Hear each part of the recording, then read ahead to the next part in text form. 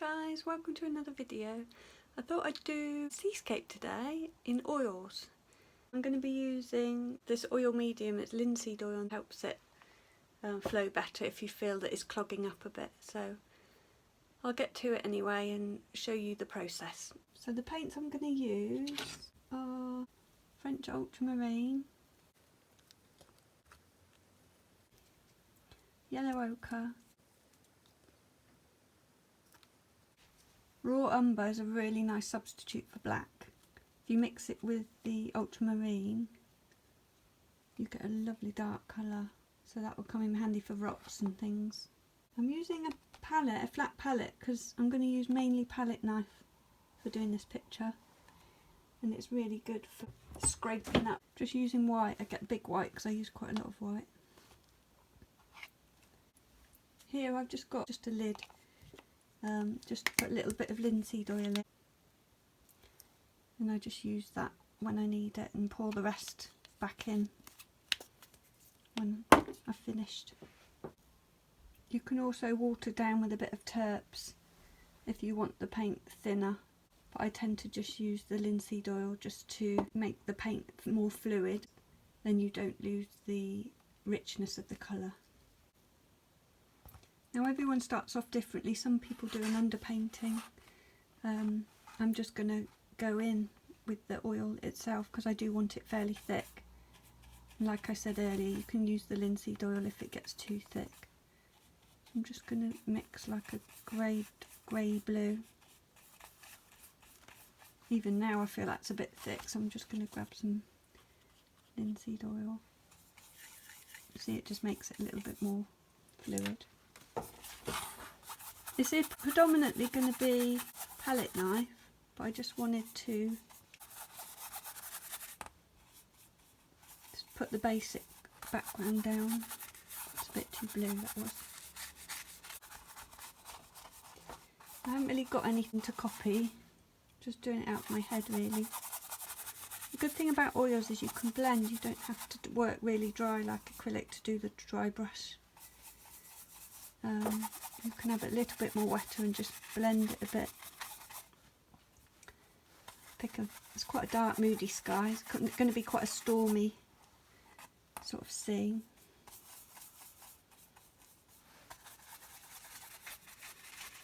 So this is just a scruffy brush.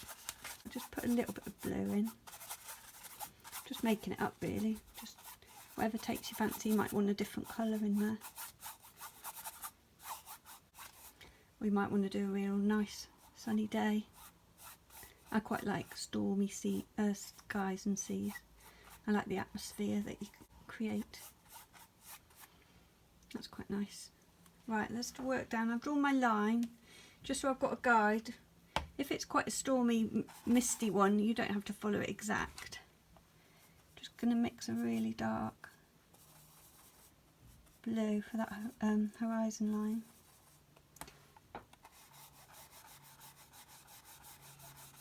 Actually, I've come up a little bit higher because I didn't come down on my sky enough.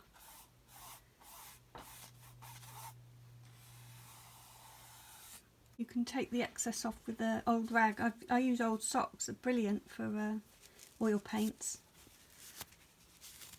And just take the excess off and blend that in a bit more with less paint on the brush. So I want it quite misty.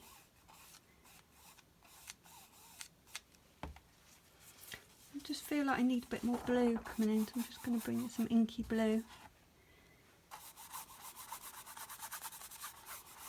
This is canvas board that I'm painting on. You can use any hard surface or even paper, I suppose. I just want to get rid of that line.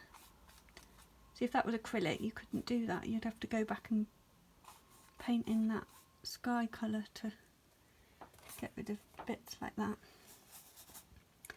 So I want a lighter blue. I think I'm going to lighten it up coming down further. Don't forget, a lot of the work's going to be put on with the palette knife, so I'm just putting the basic colours down really. Like I said, I'm just sort of making it up. Oh, that's a little bit too sort of claggy, I suppose. word, is quite a good word to describe it. So that's when you need your linseed oil. You can just grab a bit from your container and then just, or put a bit on your palette really. However you find, every artist does it different. You'll find your own way of what you put where and what in. The more you do it, the more you think, oh actually if I do this that'll be easier, and there's no right and wrong really. Just experiment.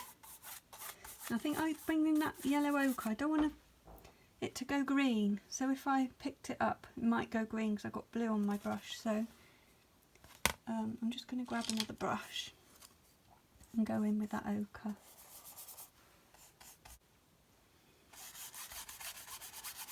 It's quite bright, I'm just going to dull that down a bit.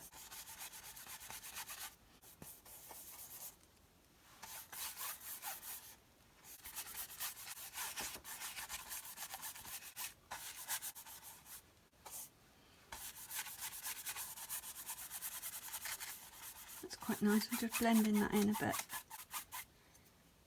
I might just put beginnings of some sort of rocks or something,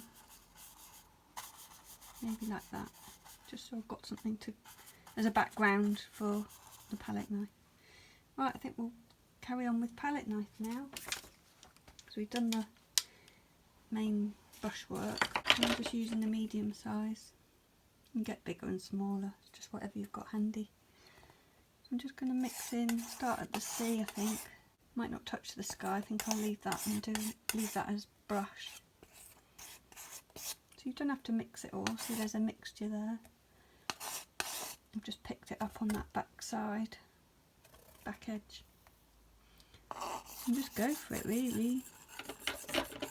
I'm holding mine at an angle to start with because that's where all the paint was loaded, just to get it down. Move left and right with the way that the sea lies. You can do it a bit choppy if you want, or if you're at an angle, looking at the bay from an angle, that might change, but for this picture it's sort of left to right really. Oil's nice because you can have it quite thick and blend it in if you want to. So I've gone flat now because I haven't really got much paint on that edge anymore, it's all come off.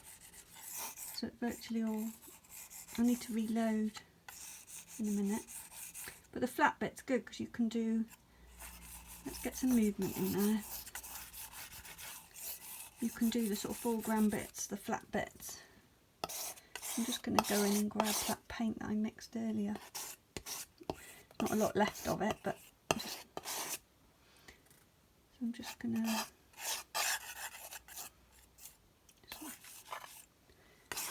like I said, I'm not really copying anything, I'm just sort of trying to get the movement and make it up really.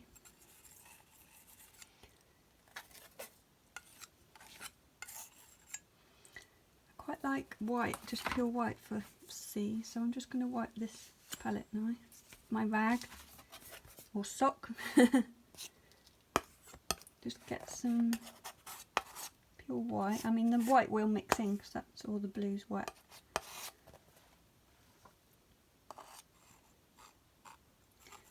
Now I'll probably go in and do a bit more white after I've done the rocks, but I just wanted to get some kind of something there already.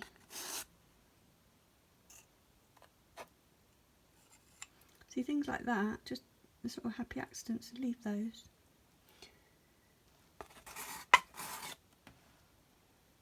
Just put a bit over here, I think.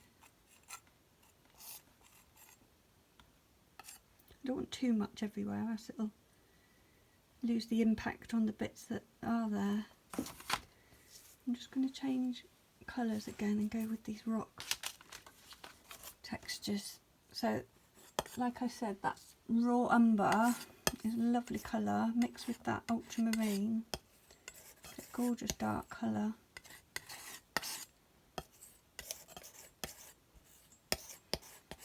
It's really nice and rich without being too flat, like black would be too flat. It's alright if you mix it with something else, but so I'm just going in again, not really being too precious. Could be quite a rough rock. do a bit on this one here. You can still see little bits of the underpainting. I don't want to go in too dark all over that. I'm just going to grab some yellow ochre. This will replicate the colours down here as well. And just mix that in a little bit. Just suggestions really. If you think like that bit's a bit flat, you might just put a few, break up the lines sometimes. You could do a little one on its own if you wanted to. Just make that a little bit extra, quite rough. I mean, take time and assess it. See, right, what does it need, what doesn't it need, where's my focal point? I'd say my focal point is kind of here. So if I was then to do a massive thick white section here, it's going to fight with it. So just be mindful that that's my biggest contrast, my biggest striking element. So don't then keep adding to it and take the focus away from that. I'm actually quite happy with that. I think I'll leave that there.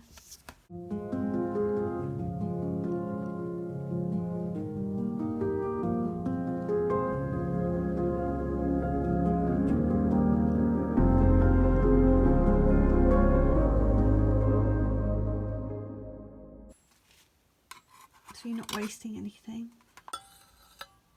And then all I do is get my rag that I've been using.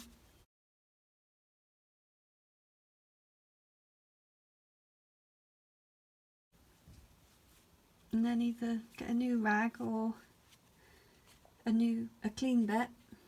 Get your terps or white spirit I use sometimes.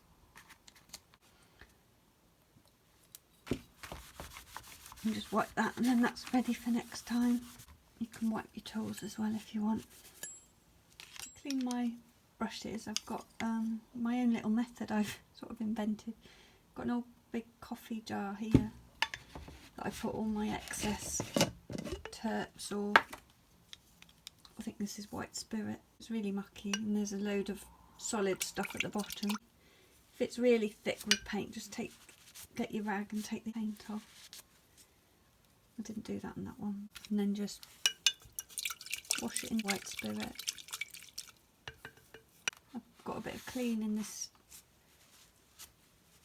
old ceramic dish, and that's clean white spirit.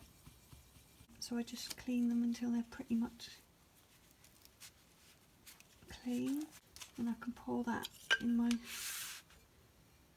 jar and use it next time.